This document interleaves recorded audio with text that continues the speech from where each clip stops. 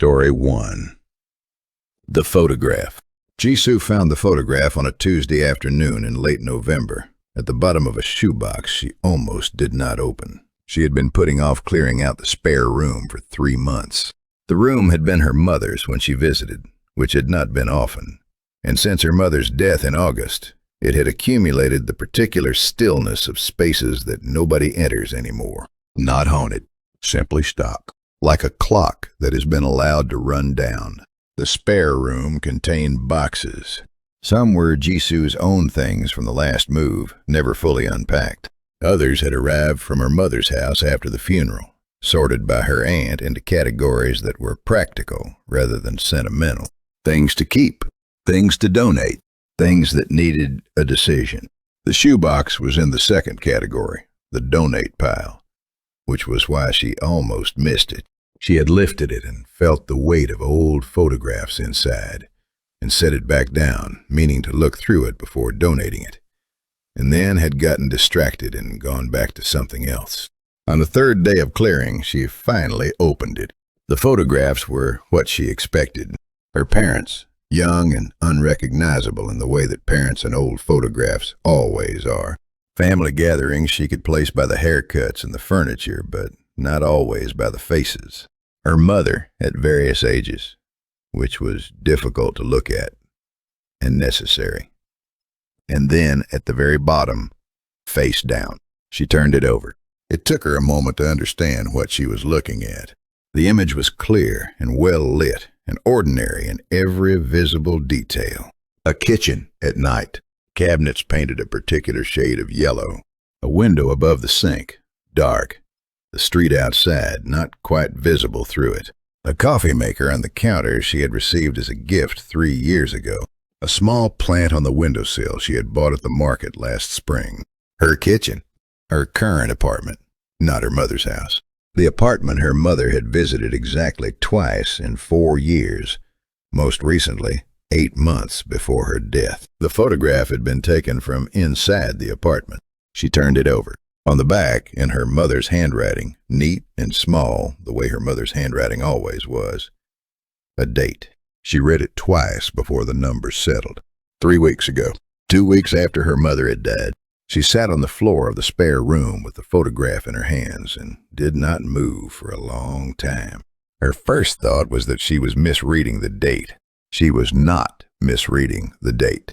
Her mother had a particular way of writing the numbers 4 and 7 that was unmistakable, and the date was clear. Her second thought was that the photograph must have been taken earlier and the date was wrong. Her third thought, arriving quietly and with some force, was that neither of these explanations was true. She called her sister. Her sister listened and said that grief does things to perception, and that there must be a reasonable explanation, and that she was worried about Jisoo being alone in the apartment. Jisoo said she was fine and thanked her and hung up. She looked at the photograph again. The window above the sink was closed. She was certain, in the specific way you are certain about things you do not consciously notice, but that register anyway, that she had left that window open the night the photograph appeared to have been taken. It had been warm. She had left it open for air before going to bed, and closed it in the morning, and not thought about it. The window in the photograph was closed. She checked every room in the apartment that night, with every light on. She checked the locks and the windows and the space under the bed, and the interior of the closets in the methodical way of someone who knows they will not find anything and needs to check anyway. She slept with the hallway light on, which she had not done since childhood. In the morning, she looked at the photograph one more time before deciding what to do with it. She noticed something she had missed. In the window above the sink, in the dark glass, there was a reflection. Faint, the way reflections in dark glass are faint. The reflection of the kitchen, as expected. The reflection of the cabinets and the counter and the plant on the windowsill. And in the reflection, standing behind where the camera must have been, a figure, not distinct, not detailed, simply present. Standing in the kitchen that was reflected in the window, looking at the room the way you look at a room you are leaving. Jisoo put the photograph in the shoebox and put the shoebox in a bag. and took the bag to the communal waste area in the basement and left it there. She does not know if the figure was her mother. She has thought about this question many times since and has not arrived at an answer that satisfies her. She does not look at the window above the sink after dark.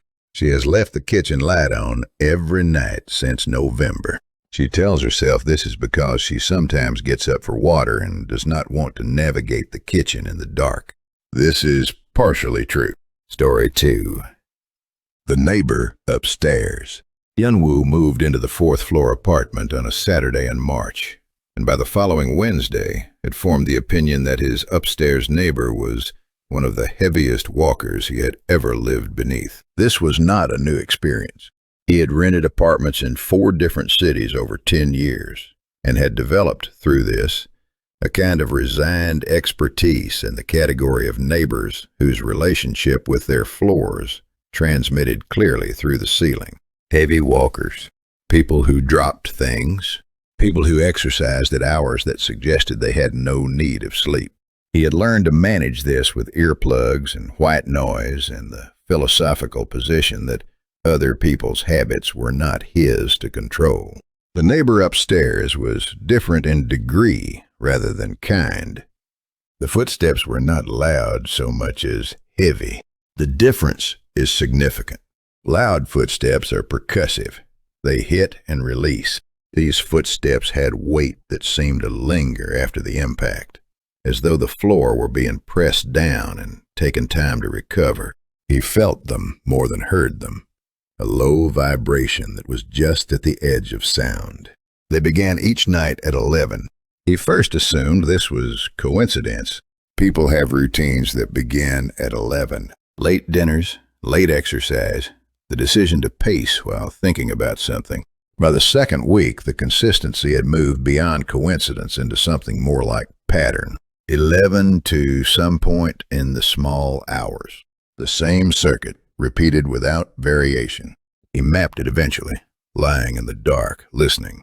Living room to kitchen, kitchen back to living room, through to what would be the bedroom doorway. Pause. Back. On a Thursday in April, he met the neighbor who lived below him on the staircase. She was a woman in her early 60s who had lived in the building for 11 years and was pleased to have someone to talk to on the landing. He mentioned the upstairs neighbor in the careful way one mentions such things, framing it as mild curiosity rather than complaint. He said he hoped he was not being unreasonable. He was aware that he himself might produce sounds that were difficult for those below. She looked at him with an expression he could not immediately read. "I live on the 3rd floor," she said. "Below you?" He said yes, and that he had meant the neighbor on the floor above him. "The 5th floor." She looked at him for a moment longer. "There is no 5th floor," she said. He had entered the building through the underground parking every day and taken the elevator directly to 4, and had never had occasion to count the floors from outside. He went out that evening and stood on the pavement across the street and counted windows. 4 floors. The top floor was his. He went back inside. He stood in the center of his living room. He listened. At 11, the footsteps began above his ceiling. Living room to kitchen, kitchen to living room, through to the bedroom doorway. Pause. Back. He called the landlord, who confirmed that the building had 4 floors and that nothing existed above the 4th floor apartments except the roof, which was sealed and not accessible. He called a friend who worked in construction, who came and listened and suggested pipes, thermal expansion, the structure of the building settling and temperature changes. He said these were all genuine possibilities. He said he had heard similar things in old buildings. Yunwoo thanked him and agreed that these were genuine possibilities. The footsteps continued every night at 11. He learned to sleep through them eventually, the way you learn to sleep through traffic or the sound of rain. The brain adapts. It files things under background and stops bringing them to the surface of awareness. He has not told anyone about the Tuesday 3 weeks ago when the footsteps paused. Not the end of the circuit, not the completion of the route back to the living room. A pause directly above his bed, in a room that does not exist above a building that ends at his floor. The pause lasted perhaps 30 seconds. Then something knocked on the ceiling from above. Once. The same heavy quality as the footsteps, felt more than heard. Then the circuit began again. Living room to kitchen, kitchen to living room, through to the bedroom doorway. Pause. Back. He has not found an explanation for the knock. He is still looking for one. Story 3. She answered. The rule in Soman's family had been in place for as long as anyone could remember, which in practice meant as long as her grandmother had been alive, which was 83 years. If your phone rings between 3 and 4 in the morning, do not answer it. This was the complete rule. No elaboration. No explanation of origin or consequence. Simply a fact about those particular hours that was stated once, received seriously, and not questioned. Soman had heard it first from her mother when she was perhaps 12, and had heard it again, slightly differently worded but identically intended, from her grandmother at some family gathering she could no longer precisely locate in time. She was 27 when she broke it. The circumstances were not dramatic. She had been working on a deadline, a translation project that had expanded past its original scope and consumed 3 consecutive late nights. She had fallen asleep at her desk sometime after 2, her head on her folded arms, the desk lamp still on, her laptop screen dark from inactivity. She was deeply asleep, the way you are when your body has simply stopped cooperating with your intentions. The phone woke her at 3:22. She was not fully conscious. This is the only explanation she has found for what happened next that contains any comfort, and she is aware it is not much. She was in the particular foggy state where the mind processes stimuli without context, where actions are completed before the brain has assembled the full picture of the situation. She was asleep, and then she was reaching for her phone, and then she was answering. "Hello?" she said. Silence. Then something that was almost breathing. Not quite breathing. The rhythm of breathing without the texture of it. Regular and slow. The sound of something that had learned to approximate a biological process without fully replicating it. She was about to hang up, still not entirely awake, when the voice came. It was a woman's voice. Faint, as though the signal were poor, or the distance were great, or the voice itself lacked the energy to carry clearly. The rhythm of the words was wrong.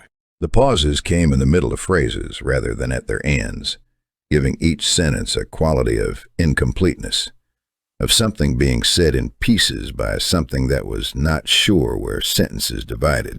"Is anyone there? I cannot find my way. I have been walking for a long time. Is anyone there?" Soman was awake. The rule arrived in her mind with the particular force of things that have been known for a long time and not thought about, and then become suddenly necessary. She hung up. The phone rang again immediately. The same number, which was listed as unknown. She turned it face down on the desk and sat in the yellow light of her desk lamp and did not move until the quality of the darkness outside her window began to soften and thin toward morning. She told her mother the following day, describing what had happened as precisely as she could.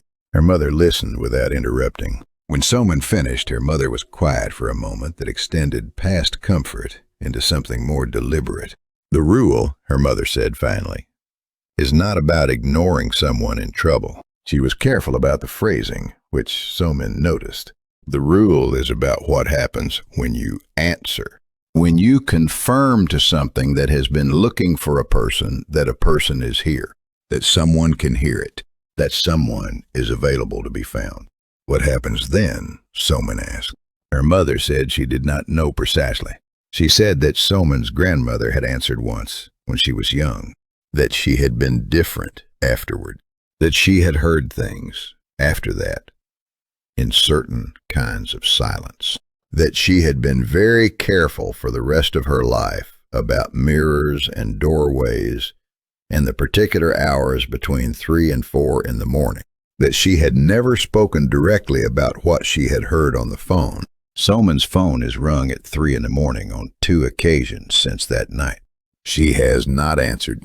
She thinks about the voice sometimes, the wrong-placed pauses, the flatness of it. Is anyone there? I cannot find my way. I have been walking for a long time. She thinks about what it means to walk for a long time without finding anything. She thinks about whether not answering was the right choice, or only the safer one. She has not yet decided if those are the same thing. Story 4. The Night Shift. Room 412 at the hospital where Ariam worked the overnight shift had a reputation that existed entirely outside the official record. Nothing about it appeared in any policy document or staff handbook or orientation material. There was no entry for it in the incident logs, no note in the facility's management system, no mention of it in the formal briefings that new nursing staff received during their first week. Officially, Room 412 was a standard 4-bed ward on the 4th floor of the East Wing, indistinguishable on paper from the 30 other rooms in its corridor. The distinction existed in a different kind of record, the kind maintained by experienced staff in the form of things they said to newer colleagues during quiet moments, at the end of long shifts, in the break room when the day staff had not yet arrived, and the ward had settled into its deepest nighttime stillness. The kind of knowledge that passes between people in a profession through tone and implication as much as through direct statement. The instruction was simple. Do not enter room 412 after midnight without having been called. If the call light activates from 412 after midnight, check the board before responding. If the patient is on the board, go. If no patient is assigned to 412, reset the light from the nurse's station and do not go. Ariam had followed this instruction for 2 years without incident or question. She was practical by nature, efficient, the kind of nurse who performed well under pressure because she had learned to separate what was relevant from what was not and focus on the former. She had filed the instruction about room 412 under relevant without spending much time on its origins. On a Tuesday night in February, she was alone at the station when the call light for 412 activated. She checked the board.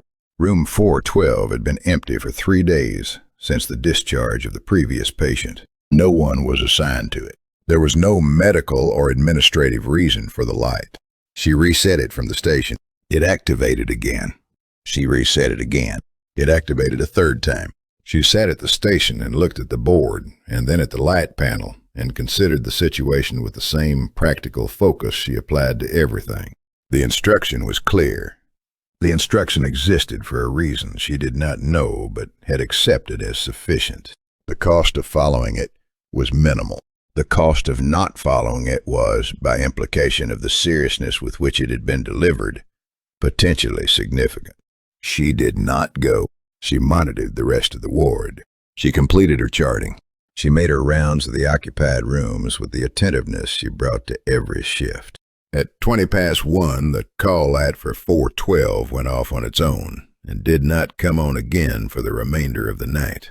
At the change of shift, she mentioned it to the senior nurse who was taking over. She described it factually, without interpretation, the way she had been trained to report observations. The senior nurse wrote it in the maintenance log as a faulty call system requiring inspection. She wrote this without looking up from the log. Ariam asked, when she had finished writing, what had happened in room 412. The senior nurse said that nothing had happened in room 412, that it was a standard room.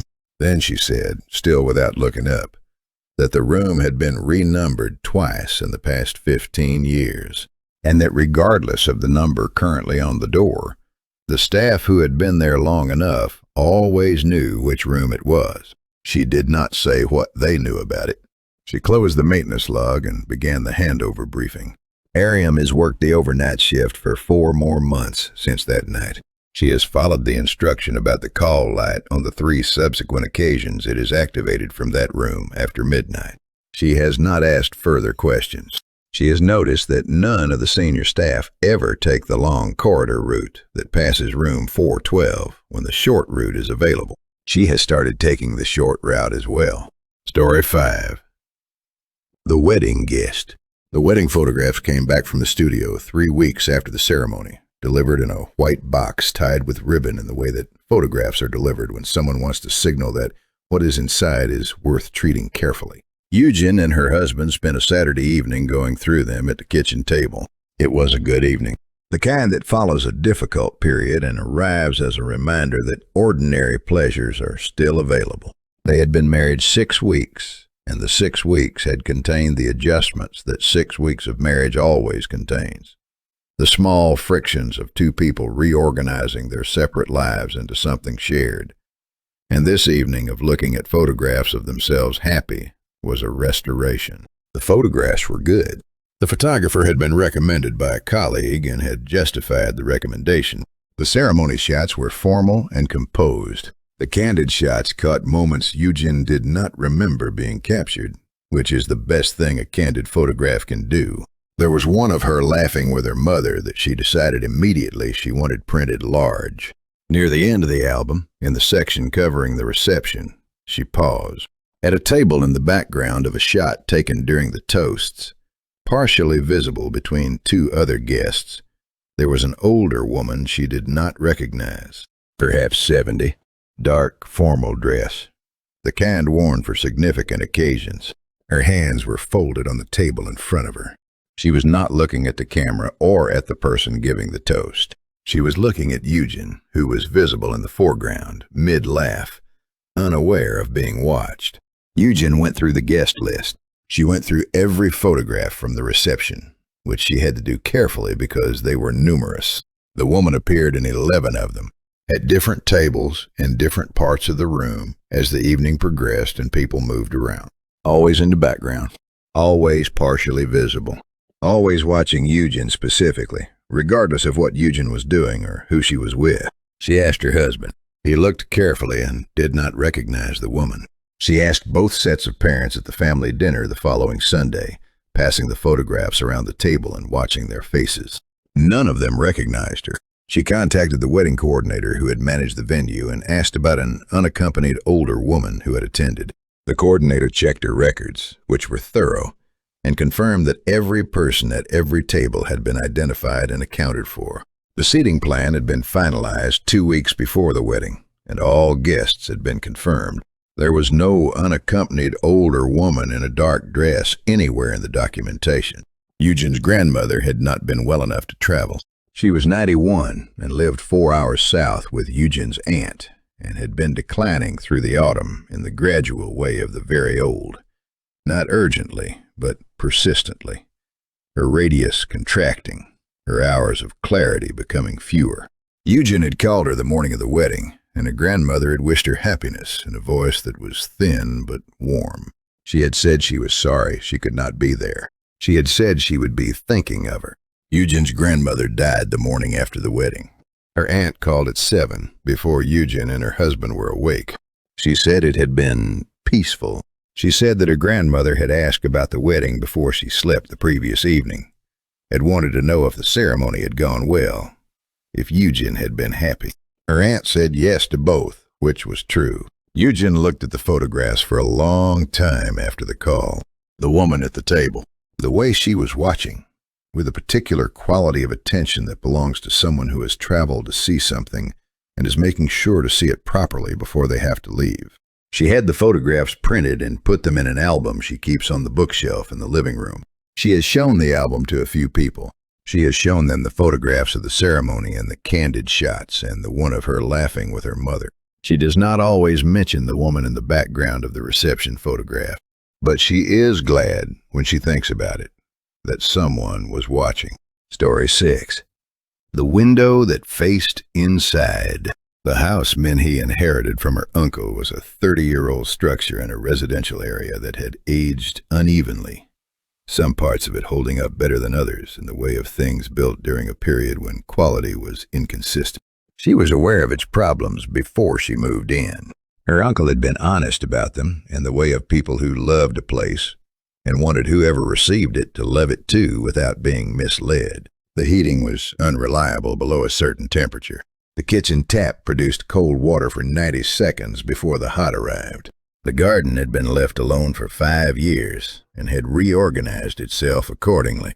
The house required attention in the category of things that need attention to remain livable. rather than the category of things that were structurally compromised.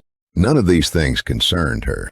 She was practical and willing to spend time on a house she intended to stay in.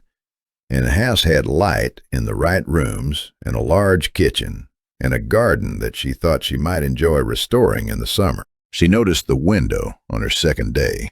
It was at the end of the upstairs hallway in the wall facing the back garden. A standard window in a white painted wooden frame, original to the house. The glass slightly wavy in the way that glass becomes over decades. From outside you could see it clearly from the garden. A window like the others, proportional and unremarkable. The issue was not visible from outside. She discovered it by accident, passing the window on her way from the bathroom to the bedroom, catching a glimpse of her reflection and pausing because something was not right. When she stood before the window and looked at her reflection in the glass, the reflection did not show the hallway behind her. It showed a different space, a room with lower ceilings and different proportions, walls at slightly wrong angles. No features she could identify as belonging to any part of the house she had been in. The reflected room was consistent across viewings.